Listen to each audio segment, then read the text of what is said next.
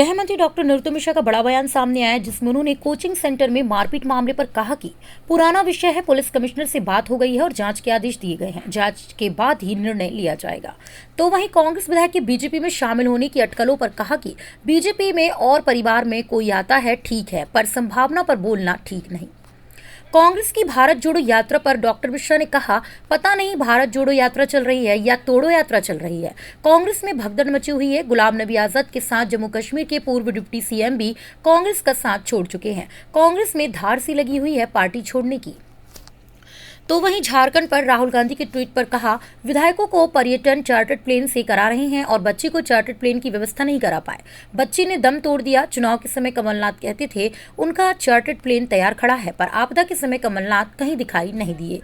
तो वहीं नगरीय निकाय के सदस्यों के सम्मान पर डॉक्टर मिश्रा ने कहा कि कांग्रेस के जीते कितने हैं ये देखना होगा। 80% से ज्यादा बीजेपी के सदस्य जीत कर आए हैं और जिन निगमों में कांग्रेस के महापौर बने हैं वहां पर भी परिषद में बहुमत बीजेपी को ही मिला है।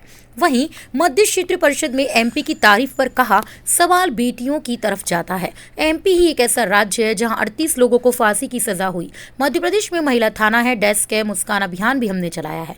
तो वहीं कमलनाथ ट्वीट पर सिर्फ मध्य प्रदेश को बदनाम करना चाहते हैं। अन्ना हजारे पर कहा, अन्ना हजारे जी ने 1000% की बात कही है। आपके जन्मदाता हमारे हजारे ने स्थिति स्पष्ट कर दी है।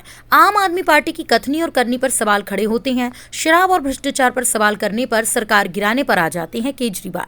कांग्रेस के एक व्यक्ति एक पद, गोविंद सिंह का बयान मैंने देखा था, उनका बयान कमलनाथ और नकुलनाथ की ओर ले जाता है। Bureau report, Bhopal.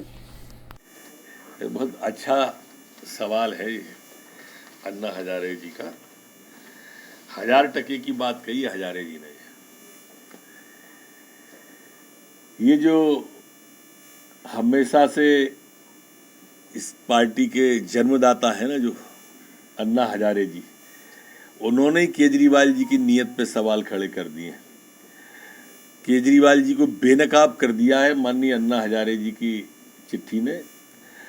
शराबबंदी को लेकर जो उन्होंने भाषण दिए थे, अगर आप वो क्लिपिंग निकाल के कोई प्रदेश के लोग सुने और फिर वर्तमान स्थिति दिल्ली की शराब की देखें तो आपको लगेगा कि इनकी केजरीवाल की कथनी और करनी में कितना बड़ा फर्क था।